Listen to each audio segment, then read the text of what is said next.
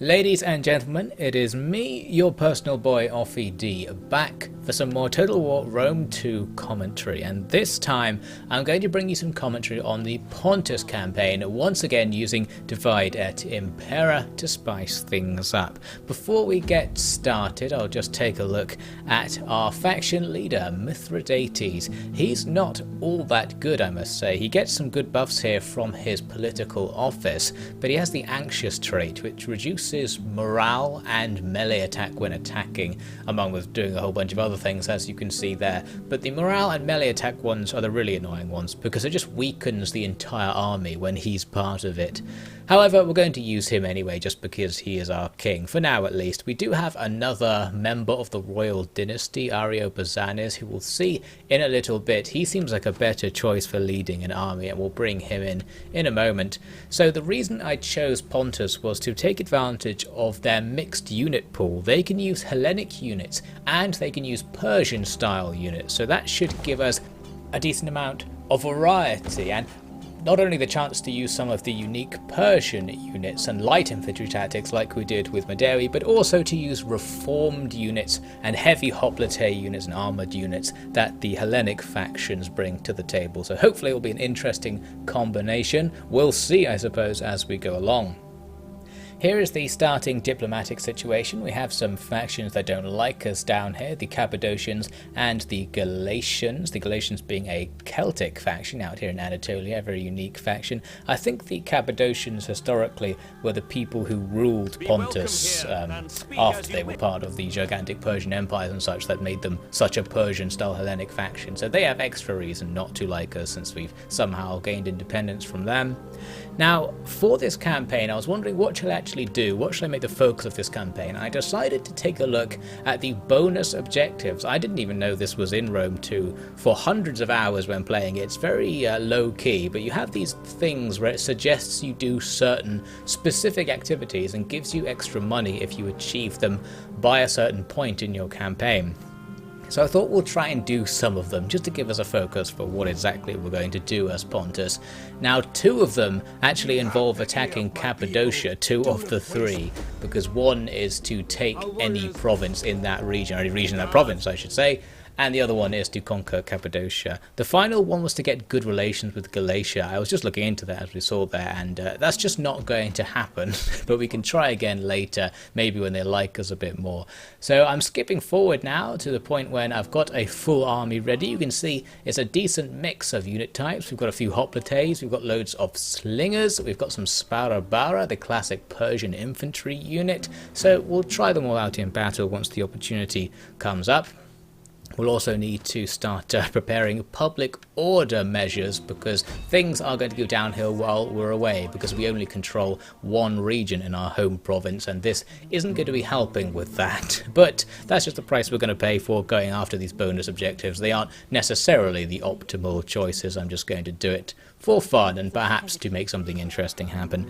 So I've declared war on Cappadocia, and this war seems to be getting started really well, because their forces are over to the western part of their region, looking out at the Lydian Empire. So that means as I sneak in through these forests to the east, they just weren't there, essentially. So I just walked up to their settlement, and we can now take it. Their garrison was really bad. They've got some townsfolk, some light archers, and some terrible spearmen.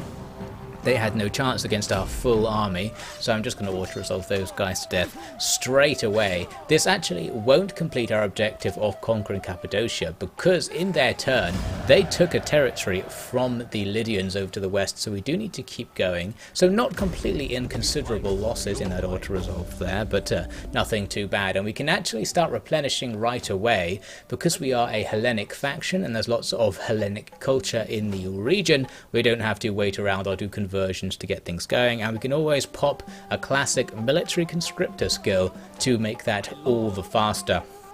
That's going to provide us with some incentive throughout the campaign to go after Hellenic style places, since we are technically a Hellenic faction, even though we use the visual assets and sound assets of a Persian faction. We use Hellenic buildings, and that's what really defines what your faction is. So yes, taking Hellenic things will be easier for us.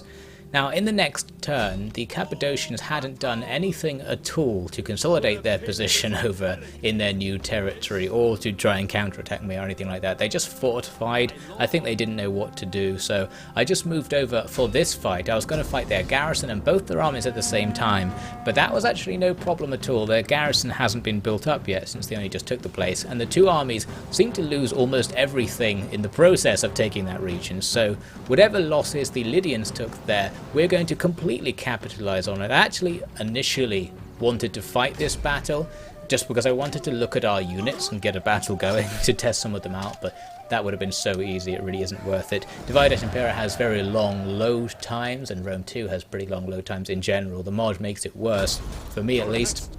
So it's a pretty big deal to actually fight a easy battle, because it is very boring, and it's going to take up to an hour of real world time, depending on how big the map is and how much maneuvering you have to do. So that was the end of that. We just walked into the settlement because their garrison was dead, and now we've completed 2 of the 3 bonus objective things already, so this is going easier than I expected. Although the first one, the getting in an alliance with Galatia, is going to be pretty much impossible because they still don't really like us.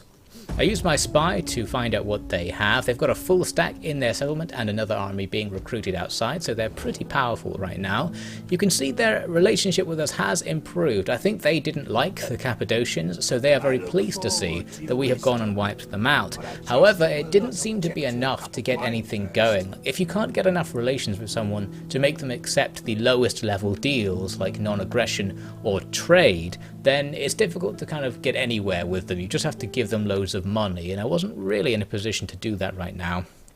What I ended up offering was mutual military access, because if they had given that to me, I could have walked through their lands to attack these places up here like Bithynia, because they're part of my home region, so it would be nice to conquer those at some point. But they didn't want it, so I decided, you know what, we're just going to conquer Galatia. I'm not going to strictly adhere to doing only the bonus objectives. If it can't be done, we'll just carry on to get to the next chapter and see what the other objectives are, see if they're any better.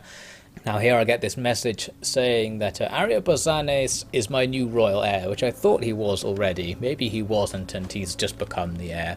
Whatever the case, we are going to use him in a moment, because you can see the Galatians are in the setup for a classic siege trap maneuver where their full stack inside the city can be put under siege so that they can't reinforce their army outside. First though, we need to actually be at war with them if that's what we're going to do, and I wondered if I could use this to my advantage because they're at war with a couple of other factions, and I thought they might actually buy us in or agree to a treaty if we attack the Galatians. And after a lot of negotiating with both Sinope and Bithynia, I got absolutely nothing. I ended up using them to join the war anyway, out of my possibly false belief that it's actually better for your reputation to do it that way. I also accidentally agreed to a pact there with Sinope, even though they asked me for money, because I double-clicked by accident and accepted the deal before I even read it. So that was bad. I'm trying to get some relationships with the Seleucids and the Ptolemaics, the big empires, because if we can get them off our back, we'll be very safe. We want to stay on their good side, but right now, they didn't want to agree to anything, even though they like us, so we'll just have to see how that goes. And now we're just going to do the trick that I mentioned. Ariobarzanes will start a siege on the Galatian capital. We move in with the main force under Mithridates to attack the smaller army. The smaller army got out of the way, and I thought there's a possibility we can just attack the settlement now, but it was just about still in reinforcement range, and that balance bar doesn't look all that good. So it would be perhaps better to go take out that army first, come back, and then think about the siege once again once the balance bar's changed, and maybe we've got some siege equipment to use as well. So here's our first battle then. We finally got our excuse to fight someone. The balance bar's really far in our favour, but the auto-resolve results that it predicts are really bad, so we do need to fight this. And as I said, we're going to get a chance to look at our units at last, so we can do it just for that. The battle actually started with a really long walk as I came up onto this hill from our deployment point, this hill being in the middle of their deployment point, because they had, for whatever reason, set up their army at the bottom of the hill, so I came up with the theory of firing down at them with the large number of slingers that I had brought. It doesn't really work like that. To make it work, you need to deploy with your infantry kind of at the bottom of the hill, and then the slingers part way up so they can see over you and into the enemy blobs, because from this perspective, once the enemy engages, engage, they're actually going to be out of the line of sight of most of our men because the hill is too steep. But anyway, at least the hill will give us an advantage in melee. And a lot of our front line will now be hoplites, so none of that nonsense with medium infantry from the Medewi campaign. We can be pretty sure our front line isn't going to break for a really long time, and probably never against infantry of the sort of quality we're facing today. We're also hitting them with arrows, and many of those are actually coming from some of our melee units. So I've got this line of Sparabara sitting at the back. They're a spear unit that comes with a tiny bit of ranged capability. They have a bow and I think something like 5 arrows. So as the battle starts, you can use them just to slightly reduce the enemy's health if you don't need to use them as a melee unit, and we don't here because of our numbers. The enemy are just going to fight our spears at the front. Not all of our spears are hoplites. We've got a few of these generic Pontic spearmen there, more just your standard unit, which is the same thing the enemy is using, but we still got that hill advantage, and theoretically these Javcav are supporting them, although I think their line of sight was blocked there. Now Mithridates charged out to attack the enemy's one archer unit at the bottom of the hill, but an enemy general appeared from the forest to challenge him, and that's going to be a problem because Mithridates' unit is a shock cavalry unit. It's not especially good in melee, and it's worse than the enemy one here specifically, so we do have to get out of there, and that's generally how we'll have to use Mithridates, which is nice because that's fitting with his anxious personality. So I'm setting up here for a big flank attack on the left. We've got spare infantry and the Javcav who are supposed to be attacking now. I don't know if they actually are. Once the infantry are done forming up, we'll attack with them as well. We were also quite fortunate in that the enemy general, content with having made us flee, went back to hide in the forest, and we just quickly killed the archer unit anyway, so we did get the business done in the end there with a little micro, and that frontline grind just going to get nowhere, and we'll slowly rout every single unit by coming along the flanks with our spare troops to attack the enemy, many of them trying to escape through our men. Not really going to happen, and they've inflicted only minimal damage on our front line. Now we did end up fighting the enemy general again. This time Mithridates took him downtown, so much so that some people were frozen in time, as you can see. And that was just because I used the Javcav as well, and the enemy's armoured heavy cavalry was super weak against javelin attacks, so we killed most of them. Mithridates stole the glory by finishing them off and chasing them off the field. Now just leaving the task of folding around to eat the entire enemy army with ours. I've already used our Javcav here to try and inflict morale shocks with melee attacks. Doesn't really do anything because it's such a steep hill to charge up, you can't really charge the enemy at all. But they do leave, our numbers are superior, and we were about to just annihilate them, and they tried to leave just in time to maybe escape. We'd just about completed the encirclement, so we were able to stop most of them getting away. I don't really need to slaughter these guys because they actually retreated on the campaign map, so they'll just lose the army whatever happens, but I did kill some of them anyway, and then it comes to an end. A decisive victory for our troops. A very nice start, and it was a pretty easy start as well. I wouldn't have expected any other result there. The nice thing though was that we lost virtually nothing in the fight, so we're still in really good condition to carry on and continue this war, so that is what we needed here. I'm actually going to execute the captives because these guys are at war with people who I can confederate with, so that might slightly increase the chance of me getting a nice confederation with the guys who are in my home province to make life easier later. So after the fight, I tried to move back to support Ariobarzanes just by getting into reinforcement range of him, but I actually couldn't get close enough so that I would be in reinforcement range if the enemy sallied out. Because of that, I have to now disband his army because there's no way he can guarantee that he won't be attacked in the next turn. He can't get away from their full stack. So disbanding just means we won't lose the troops and we'll keep our officer, and we can just bring him back in a future turn to continue the fight. So instead the enemy come out to fight our main force. That's more what we wanted, but the battle doesn't look good. They've got their full stack garrison, adding to the power of their army, so we're just going to get out of the way for now. They're going to pursue, so here we go. This will be the decisive battle. The balance bar suggests they have a pretty big advantage, although their army is nothing too much to be scared of, just looking at it. Lots of medium infantry, a couple of ranged units. Really it's nothing we can't work against, so we're going to keep our hopes up that this isn't going to turn out to be a last stand or anything. For this battle, I'm actually going to be able to use a formation that is the ideal one I was trying to do previously, where we have our men at the bottom of a hill, meaning our troops who are just above them can shoot over them at close range to hit enemies who are fighting our melee line from the front. So that's what we're trying to do here with all of our hidden slingers in this little forested ridge we're on the edge of. So we'll just wait for the enemy to attack, and hopefully that will allow us to do lots of sustained damage.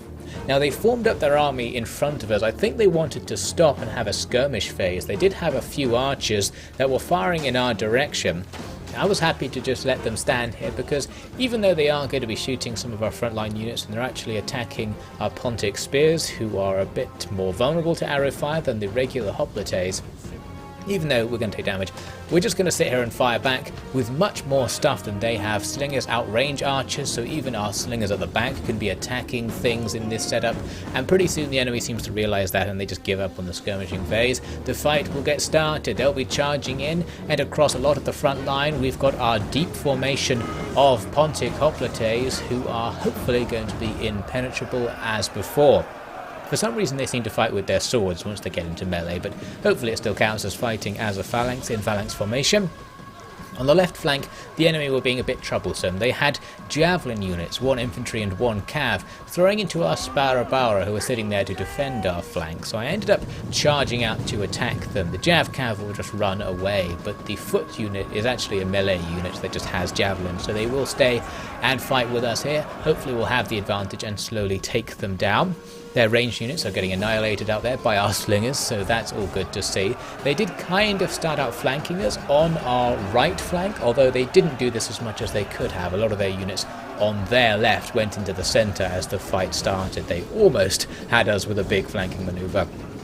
And now, once they're all in combat, I'd actually hidden my own Galatians out there in the forest, who can now rear attack the units who are flank attacking me. So it's time for some Galatian on Galatian action, and mine are far better. We're a heavy infantry unit who just cut through all of the enemy's generic spearmen. Their general is giving us a tiny bit of trouble out on the flank, but I'm doing some really annoying skirmishing tactics with him, just using Javcav to keep getting out of the way. This is the sort of thing the AI likes to do to me, so I was very happy to do it back to them here. I noticed that some of my Javcav had a very particular destination in mind. We can see the yellow line is telling us they're going off into the far distance. That is a very long way to skirmish. I hope they know what they're doing there. Anyway, I tried to attack those spearmen javelineers we saw earlier from behind with some more Sparabara, but we were then being attacked from behind by the enemy's Javcav. I decided to disengage the first unit to create a gap in our own line that I can use to charge through with Mithridates to hit this enemy unit. It is a spear unit, but it's low in quality, so I thought this might be enough to get rid of them. It didn't really work. We had to fight them for quite a long time to actually cause them to rout, but it happened eventually. And at the same time, the unit that I freed up by doing that managed to rout some of the enemy's main line on the flank. And this is going to allow us to start another folding of the enemy line from our left flank, just like we did in the previous battle. We can attack things in the rear freely now because the enemy have no reserve. And our hoplites are going to be pretty good at just hacking through everything they see. Once they get there, they slowly stroll up. And once they're in position, we'll eventually do a very powerful flank attack. Now on the other flank, we're doing an alternative strategy. I've got my slingers, who are just out in the open now, nice and exposed, but as long as the enemy general doesn't come back, they'll be safe. And they're just slinging into the back of the enemy and into their flanks. If this was Attila, we would have won by now, because attacks like this are extremely OP in Attila. Here it's just going to kill the enemy slowly and reduce their health, and make that frontline melee just go in our favour in general. Now speaking of general, there's their general, and what we're doing right now is shooting him with Sparabara. I've got 2 units targeting him right now, and they're using their archery skills to damage him before they go in for the fight, so that's nice. And he seemed to just be paralysed by this attack from multiple sides. He just stood there and took it. I moved up some slingers to hopefully add to that as well. Mithridates is going to stay out of the combat. He's had enough for one day, but he can sit behind our front line using second wind to restore all of the stamina of our troops, just to give them extra attack power as we continue slowly folding their army up all the way down the line. It's going to be pretty effective. The enemy don't want to fight against this attack from multiple sides. and the attack from the slingers hidden up on that ridge was pretty effective. I think we got a lot of kills just firing down into blobs of enemies there, especially when they started to turn to face our flanking troops, because that would have reduced their defense against ranged attacks.